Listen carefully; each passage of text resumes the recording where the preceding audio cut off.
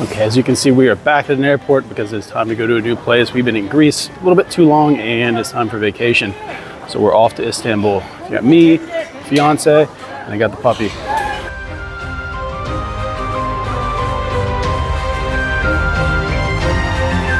I'm getting chased by a kid, but hey, yeah, it's definitely time to get out for a minute.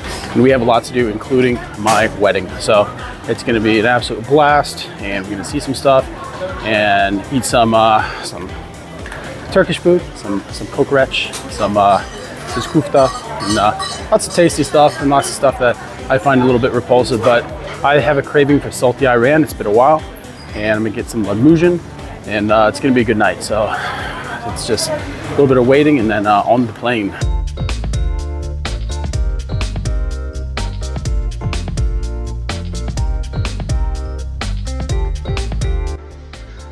I wasn't expecting a pet room like this. Sorry about the noise. I took my microphone off, but this is pretty cool.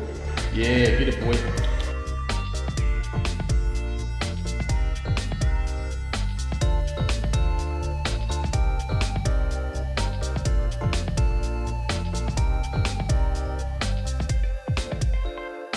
You know, I never understood people who get drunk at airports. Like, I think I've had 2 drinks at an airport my entire life. But I get bad hangovers, but I mean, yeah, it's like $11, $12 for a beer. It's ridiculous. It's given to you, yeah, it's one thing, but to go to an airport, like 6, 7 in the morning, and just start hammering down beers. I mean, I never want to be that kind of guy. I drink a lot of coffee though, but it's not the same thing. I don't know.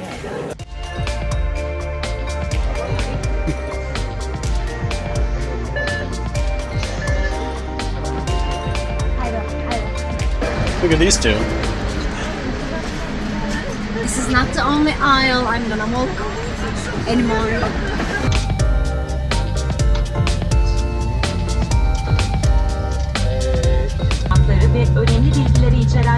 We have to be honest, that was one of the worst flights I've ever had in my life. We spent more time circling the airport than we actually did traversing the water to get over here. But, you know, we're here now, so. Now I gotta find my fiance and my dog, pick up the luggage, and get some food because it's been a long night and I'm always hungry.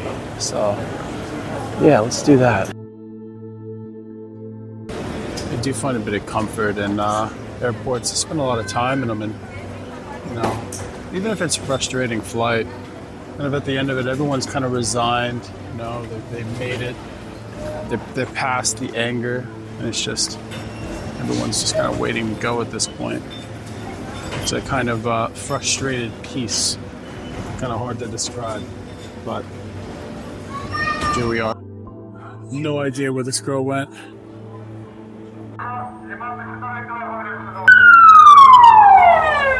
Sometimes you gotta put in the work. It was so late last night when we got in, we just ended up staying at Dilara''s mom's.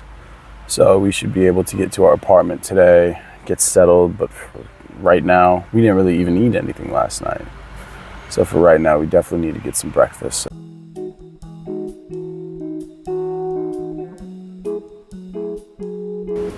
It's honestly, other than the more trendy areas, I haven't seen too many cafes like this, so it's nice to see that coffee culture is growing a bit more in Istanbul, more than just Turkish coffee, because I can't handle that, but it's very trendy. Honestly, for our first coffee since we've been to Istanbul, it's not a great showing. Not a great showing. I'm giving it a 3. It's cappuccino. I'm giving it a 3. Okay, so now that we got our coffee, we have no food, no breakfast, and we have a family that's hungry. So we're gonna head to Shock, which is like it's a local store. You get them all over the place. They're smaller, but they have pretty much everything that you need. So for me, I need salty Iran. I need protein because this is a carb-heavy country. Okay. See, produce is hurting right now, but the Shocks and the Tekel shops that are everywhere, I mean, that's where most people kind of go locally to. Get the groceries that you need. So, but you see how affordable it is, and you see how they have, you know, kind of everything you need. Especially important to hear your chai, your tea, Now, I may hate on Turkey for their ability to make coffee, the lack of ability to make coffee, but they make some good tea. I mean, as someone who's a lover of sweet tea, southern tea, I love a good black tea, and they do it well here. But the only thing is they drink it like morning, noon, and night. We got back, I think 1 o'clock in the morning, and they're like, you want some tea? And their tea is strong. I mean, like caffeine, so they'll drink it right before bed. It's just something in the Turkish blood that says I can consume an inordinate amount of caffeine. But just local neighborhood stuff, so you have your bread, you know, you have your sweets, lots of sweets. Since I've been to Turkey, I have become an addict for one thing. These. If they sold these in America, I would, yes, my love. It's like a coconut moon pie. I mean, if they sold them in America, like they'd sell it. It's like a mix. It's like a mix between a moon pie and like a Samoa Girl Scout cookie. So just imagine what that's like. This is what I'm here for. Salty Iran. It's like a salty yogurt drink. Doesn't sound good, but it's delicious. My first experience with it was I was in Marseille, France, and it was super hot. I was walking around all day, and I was like, I need a drink and I need calories, so I stopped at a little shop in a heavily migrant area, and I got what I thought was milk, ended up being Iran. And so I, you know, pull it back like it was gonna be milk, start chugging, and it's just salty yogurt. And if you're not expecting that, oh, it was harsh, but I love it now. I absolutely love it now. Water pie. Yeah, I do love this. It's like a water cheese souffle. This is the oldest bakery in this village. Yeah, water pie is like, it feels like it'd be like greasy, right? And I thought it was, but no, it's just water, right? Apparently it's like, it's really dry. I've only seen it here, so, but it's really delicious. So if you come to Turkey, you know, water pie, get it for breakfast. It's fantastic.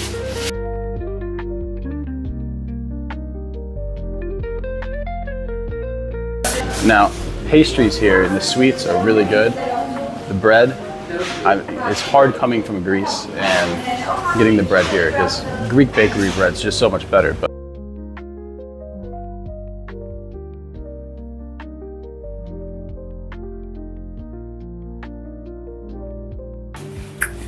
But one of the best parts of having a Turkish family, right, is the breakfast. Every morning.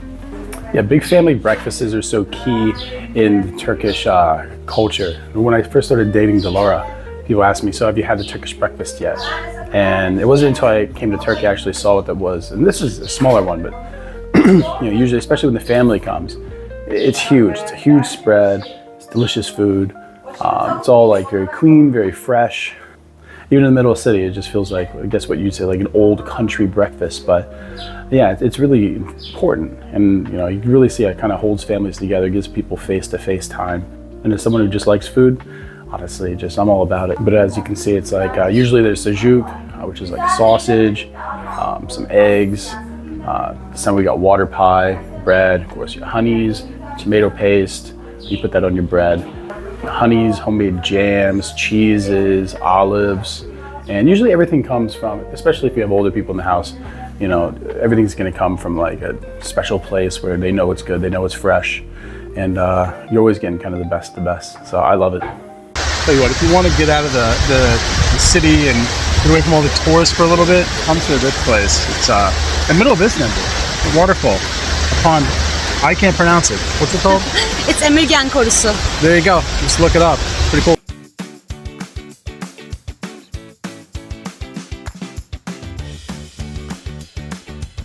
This place is great though. It's got like gazebos. It's huge. There's like restaurants.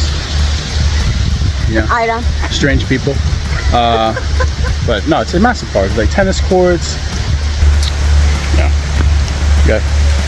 Even has like a cafe, you know, you want some coffee or something. It's definitely a nice little break from the city because Istanbul's a very busy place, but here there's no one here. So it's almost like a little oasis in the middle of Istanbul. This is on the European side though. Yeah, and you're free emotional support animals. You happy, baby? Yes. Yeah. Yeah, look at the colored glass. If you look at it from the side, it actually makes a turn up. The turn up is the, I guess a turn up is a symbol of Istanbul, which I was told. So it's weird and fascinating. If you know what that means, please put it in the comments because I'd like a little explanation.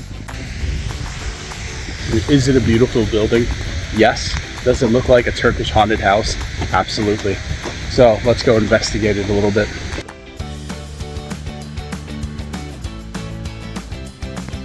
What do you see? Ghosts. What is it? Ghosts. Ooh, ghost. I'm afraid no ghost. I am afraid of some ghost.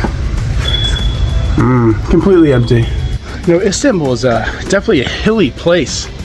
So, you know, I have to remember that I've lived in West Virginia for most of my life, and that, you know, I'm used to walking hills because you're definitely going to get a nice calf workout. The view from up here is outstanding. That right there is the Bosphorus. Right now, we are on the European side, and over there that's Asia. So that is one of the cool things about coming to Istanbul. Just, you know, within a couple minutes, if you take the ferry or you take the tunnel across, you can be on 2 different continents just within minutes. So it's kind of a fascinating thing. Honestly, even on Google Maps, this place isn't on it. So everything else in the park is. So what is it? Who knows? I'm sure it's just, you know, some either rich person's house back in the day or a restaurant, but it's definitely a beautiful, creepy old building. And who doesn't love a creepy old building? Yeah. Oh, this view. And now we get to go downhill, which is always a pleasure. But if you're gonna walk up here, it's free. If you want to take a car, it's 140 lira, which is like 5 euros, 4 euros. So no big deal, but you have access to all this space. It's green, there's trees, there's little animals running around. So definitely a nice break.